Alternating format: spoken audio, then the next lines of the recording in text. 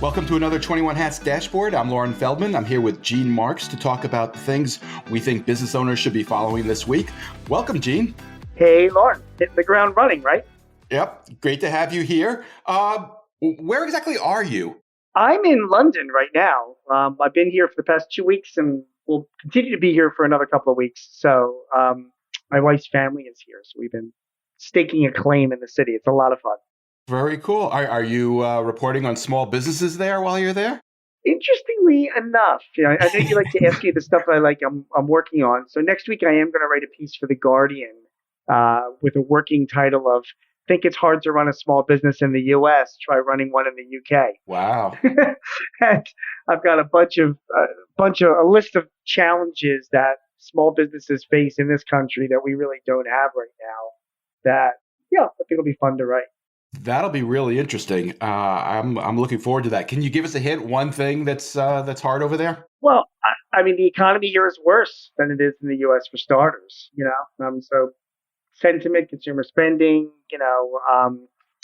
Inflation is like 10.5% right now. Interest rates are higher, and then there's energy costs. Just to give you an idea, Got it. So, and then there's regulatory stuff that businesses here have to deal with that we don't have to. I mean, everybody here gets an automatic 4 weeks of vacation. Can you imagine? That's an outrage. Yeah, bunch of slackers. So anyway, that's the stuff that we'll be working on. I'll look forward to that piece. I'm sure we'll talk about it in the future. Let's talk about some pieces you've already written, including one you wrote for Forbes on what you call the inconvenient truth about Salesforce. You're an expert in CRM. You help companies implement it. You know this field better than anyone that I know. What's the inconvenient truth about Salesforce? I mean, the inconvenient truth that Salesforce has to recognize is that their software is too damn expensive. They just announced this past week that they were laying off 10% of their workforce, about almost 8,000 workers. They've had significant shakeup in senior management over the past couple of months. They made this unprecedented announcement that they couldn't forecast 2024, their fiscal 2024 year, because of volatility in the market.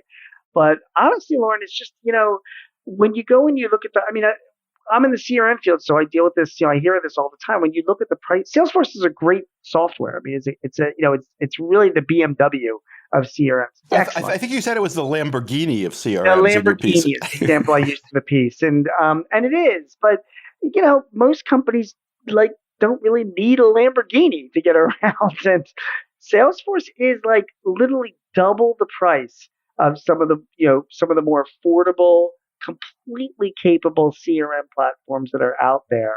And like Zoho and Sugar and Sightly and Nimble, I can name a bunch of them. And so businesses themselves, they find themselves paying so much money for Salesforce, they don't even have money left over for training. And even if they do, because Salesforce has been designed for sort of larger companies, they're trying to get in the small business market, but the consultants for Salesforce charge an arm and a leg. So using them costs a lot. It's just harder now that the economy is slowed and inflation is what it is, and people are trying to watch their dollars and cents to really justify the cost of Salesforce. They do offer a lower cost version for smaller businesses, don't they? They do, but it's significantly stripped down, So it's not even apples to apples. They have like a $25 a month version, but then when you start, looking at it with features compared to some of the other CRMs that are out there, I mean, it's missing just about everything. And then your next bump up is to like $75 a month, where you get sort of the workflows and the reporting and the customizations that you want. And then there's like $150 a month, where you get it all, including the support that you need. And it's just a lot more money. So let me ask you this. I suspect a lot of businesses are in this position. If a small business is currently using Salesforce, it's probably because they felt, it's Salesforce. They made the decision some time back to go for the Lamborghini, and maybe now they regret it. When is it worth switching? And that's whether you're unhappy with Salesforce or any other. I mean, nobody's eager to spend the time switching to another CRM. What makes that worthwhile? And are any tips on making the move? I do. I mean, it's a great question. I mean, it's an ROI question. I mean, if you're if you can justify the return on investment of the software fees and the maintenance and the ongoing services for a Salesforce type system, maybe you've already sunk a lot of that anyway. Um, you know, and you're into it already, and it's providing value for you. In other words, it's saving time and it's helping you generate more sales. Then okay, I mean, you might just carry on. But I do run into a lot of businesses that are paying 75 or 150 a month a user for Salesforce, 30, $40,000 a year. And I can come back to them and say, you can get any one of these comparable CRMs, you'd be paying half that amount, and still getting the same kind of results. Yeah, you're going to go through some headaches transitioning off of it, but it's long term. The ROI is just that higher. And I think your question actually is like it what it does is it pinpoints an issue that we all have to be aware of when we're running businesses, which is, just because we're using something now and paying for it doesn't mean it's still right for us. Are we just being lazy? You know? So, if you have Salesforce and you're paying that amount, you should know that you can have a very similar system for a lot less. And I think it's your responsibility, it's my responsibility in my business to look at all the things that we're paying for and say, yeah, I've had this for the past few years, but is this still the best thing for me? It needs to be revisited. Because I'm telling you, a product like Salesforce, it's just for most small businesses, it's just overkill.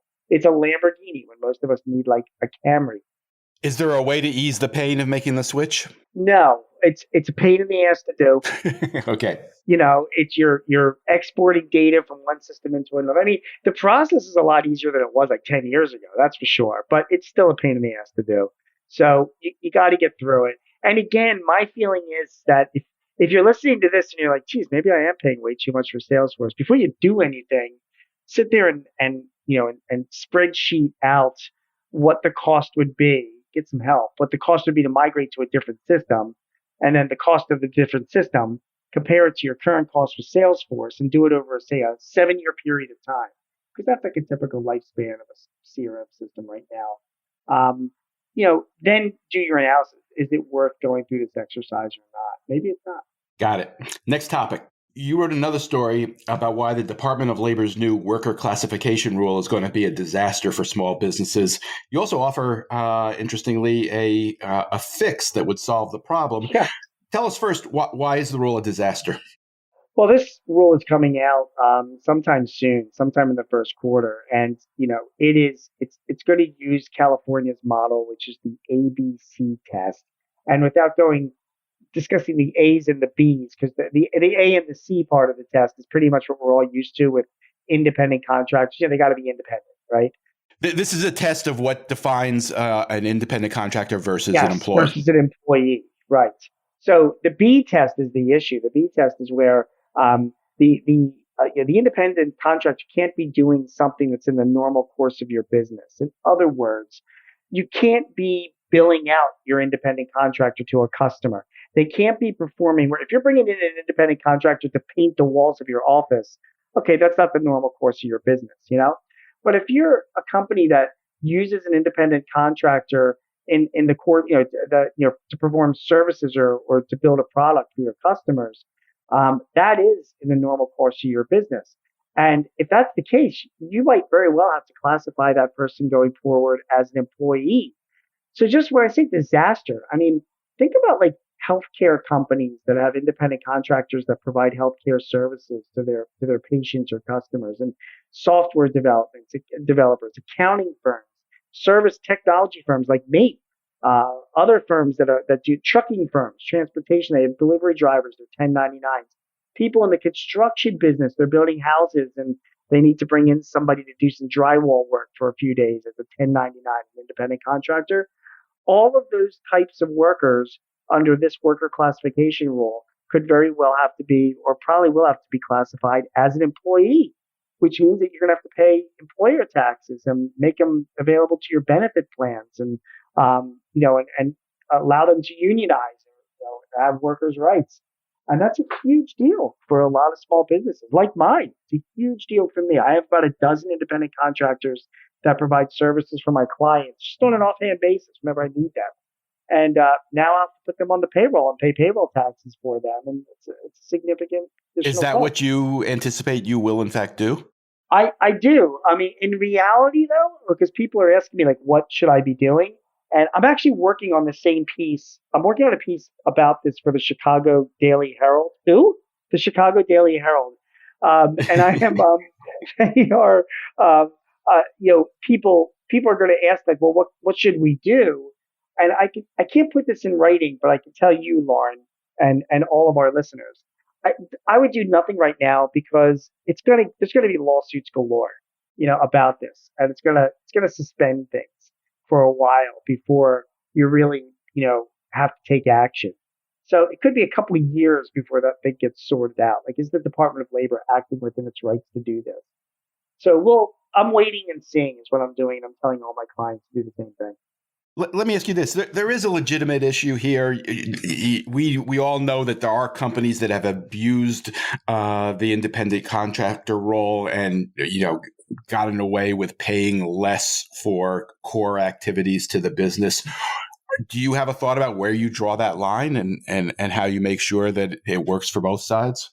Well, I actually do. I mean, I guess this gets back to the Hill piece that I wrote because you and I talked. I think we talked right about the what was going on in California with the fast food We industry. did. The councils. Yeah, it was a fast food council that has been formed, which is, by the way, that's been suspended right now because there's lawsuits. Just so you know, right?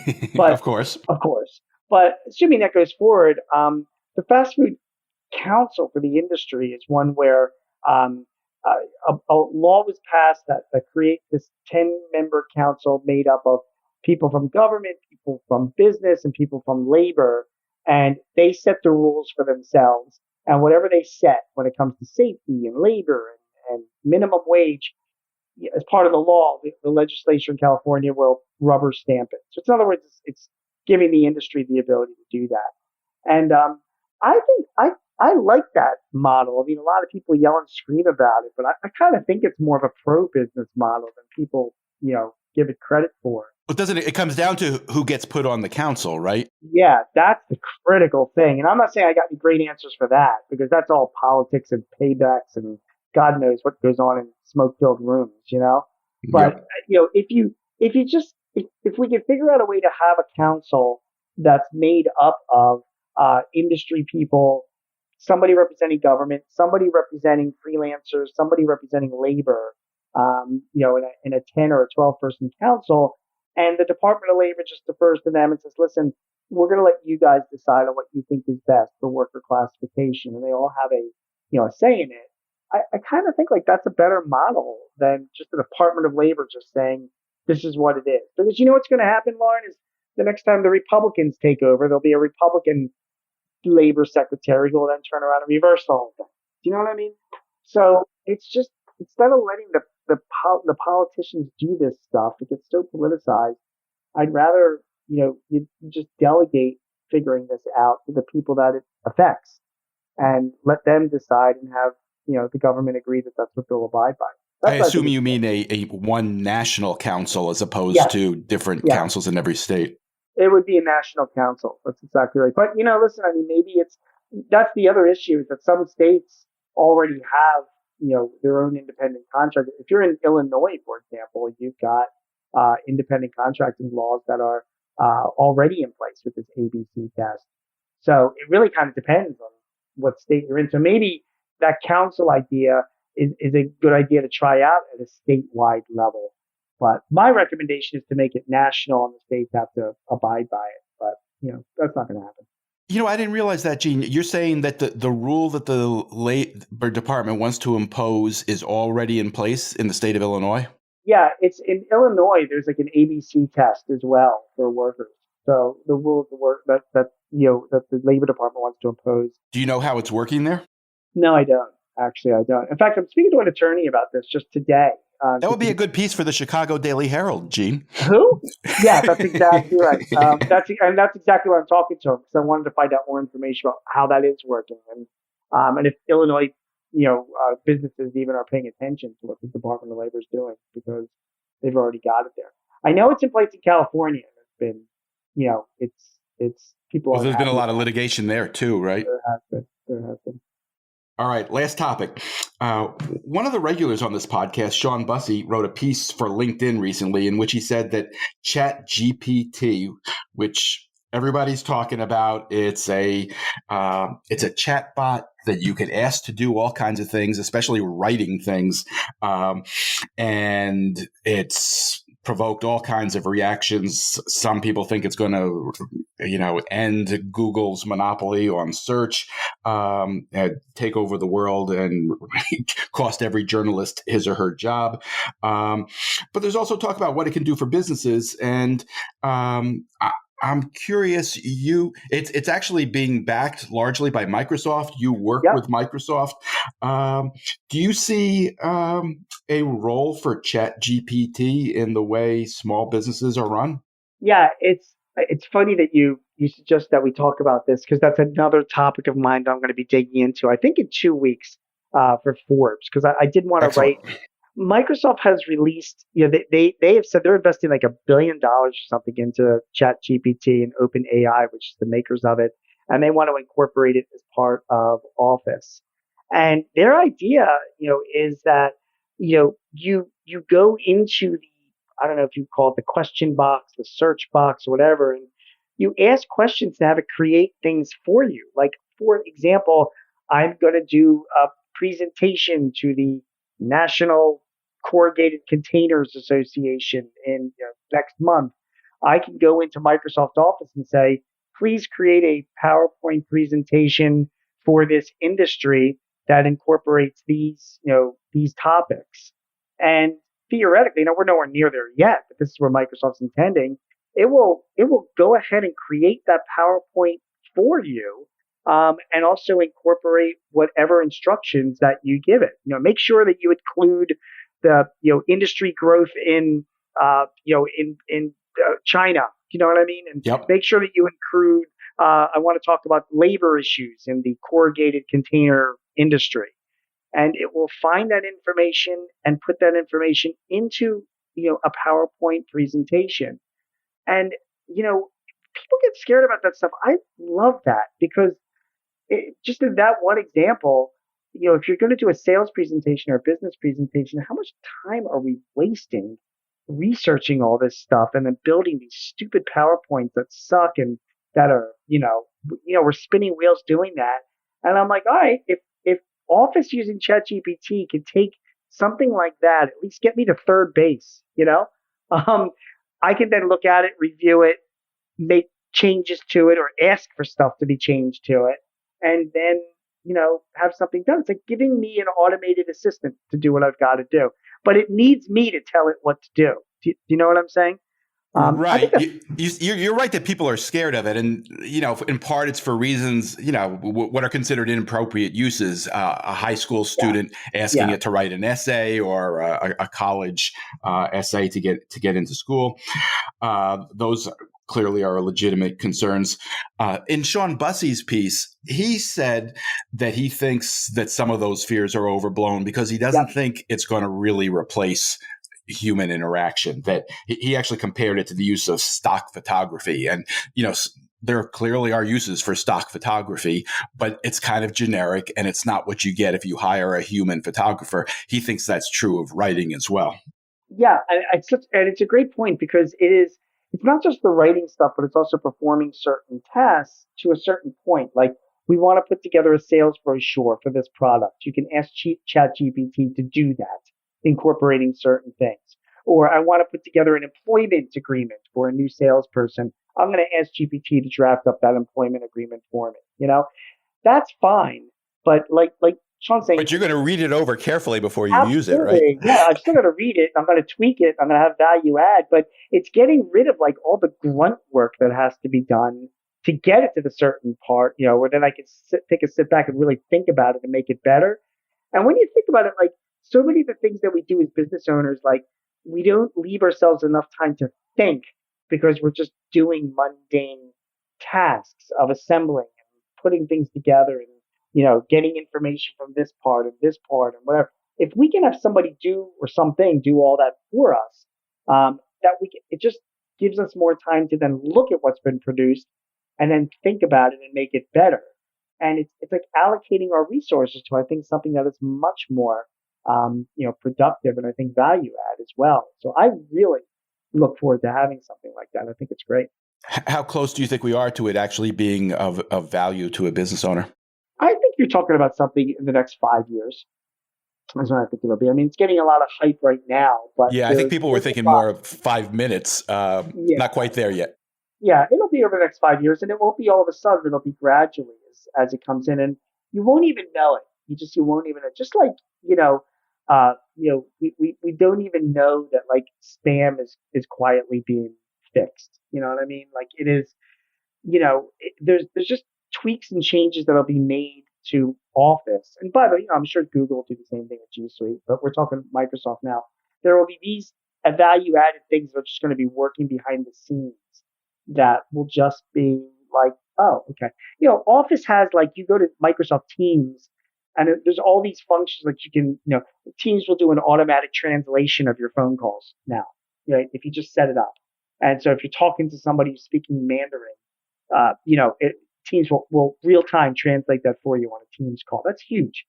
So I think the biggest issue that Microsoft's going to have is making people aware of this stuff, and getting them out of and making them less scared of using it. And that'll be something of interest to see over the next few years. I think that'll be a good opportunity for companies like me that are Microsoft partners, to consult and train, teach people how to use these things more efficiently. Well, we'll look forward to seeing what you write about it.